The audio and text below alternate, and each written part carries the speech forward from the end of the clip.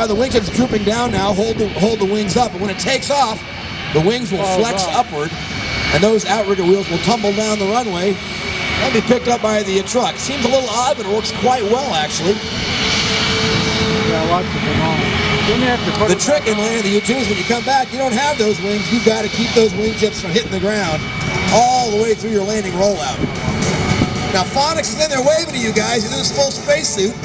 Spacesuit made by David Clark in Worcester, Massachusetts. Makes the headsets, if you're familiar with the David Clark headsets. Look at the tail. You see that white stripe on the very base of the tail? When you trim the aircraft, if you're a pilot out there, when you move the horizontal stabilizer with the trim, the vertical tail moves, and that's where the tail hinges in and out. Tail number 80 there, that aircraft was delivered to the United States Air Force about 1985, 86 time frame. Relatively new aircraft. That aircraft had Beale for his weight, I'm going to say it's about 500 to 600 feet. Here he goes, the U-2 Dragon Lady on the roll. And he's airborne. Yeah.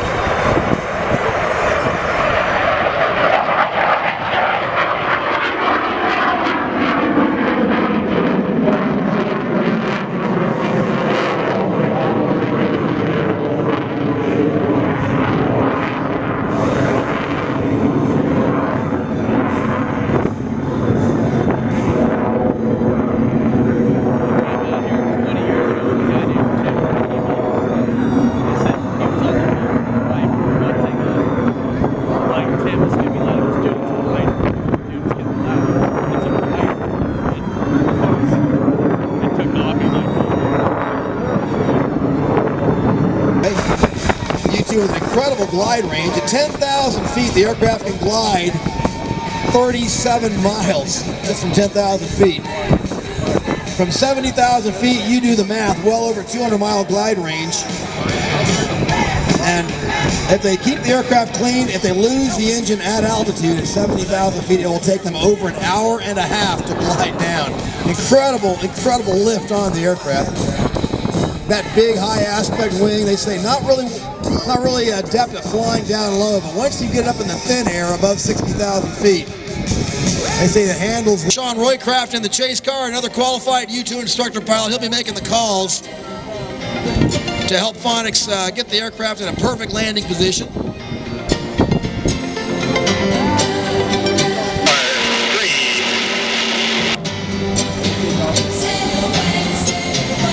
We're not able to receive it. 2, 1. Now come a level at it. So what he's doing is calling his altitude in feet from the main gear to the ground. Phonics showing off a little bit, doing a little what they call a main gear landing. He's holding that tail wheel off the ground, flying it just on the main gear, kind of showing off a little bit.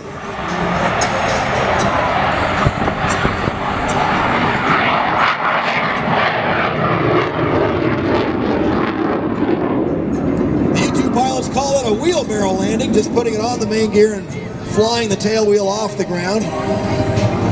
Captain Roycraft taking the Ferrari back. Phonics will come in for another approach. This one will be a low approach, I believe, and then he'll take off and depart and go hold over to the east, over near Pave Pause, while we bring in the U.S. Air Force Academy Wings of Blue. They're high overhead in the CH-47 Army Chinook.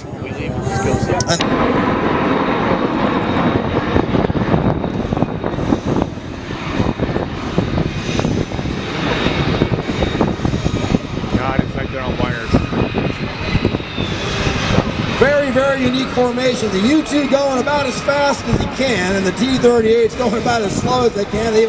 We honor you, shooter. Wait big.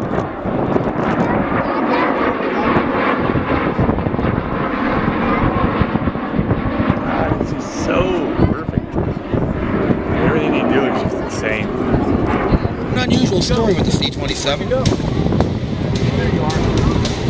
Before I get into that, the Ravens, the West Coast Ravens, are out signing autographs, so head over to the autograph tent and meet the West Coast Ravens, especially if you're a home builder, want to learn about the RV series.